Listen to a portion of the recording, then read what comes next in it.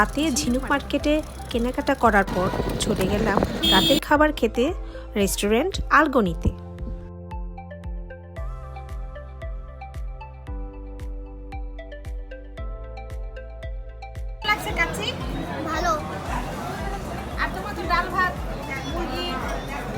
খাবারে আমরা অর্ডার করেছি কাচ্চি বিরিয়ানি আর বোরহানি।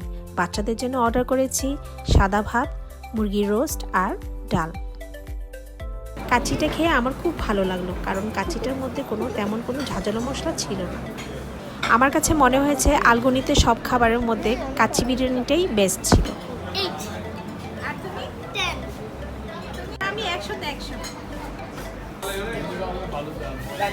মজার মজার কাচ্চি খেয়ে আমরা বের হয়ে পড়লাম। হেঁটে হেঁটে আমরা রাতে কক্সবাজার দেখতে লাগলাম। আজকে এ পর্যন্ত, আল্লাহ হাফেজ।